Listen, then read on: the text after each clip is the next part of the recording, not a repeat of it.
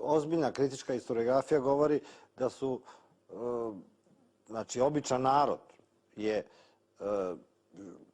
živeo snošljivije pod Turcima nego pod svojim srpskim srednjovekovnim velikašima. Čak su i bili i manji nameti. Je to istina? Tako je počelo, naravno, i tome govore i turski kroničari i naši izvori, to je i u Srbiji, u Bosni, to je bila sređena feudalna država koja je gledala da osvoji, da ide dalje. I cenila je narod, za razliku od današnjeg vremena kad je čovjek višak, kada ima malo radnih mesta, a mnogo ljudi, čovjek je bio tada dragocenost. Ljude su otimali, grabili, knezovi su imali obavezu da naseljavaju sela.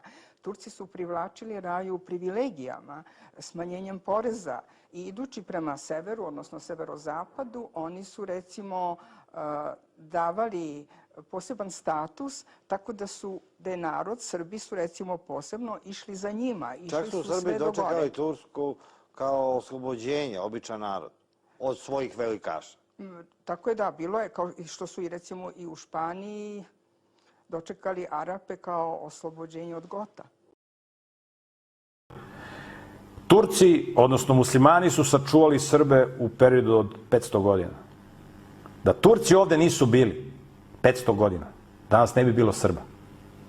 Znači, Rimokatolička crkva bi nas sve spalila. Sve. Niko ne bi od nas ovde postojao. Ili morali bi svi da se pokatoličimo ili bismo išli pod mače. Zahvaljujući tome što su Turci zauzeli Evropu, ovde je bio mir.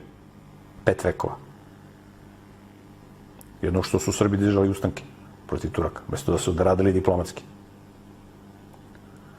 Tako da je Bog preko muslimana, odnosno preko Muhameda, uradio mnoge velike stvari.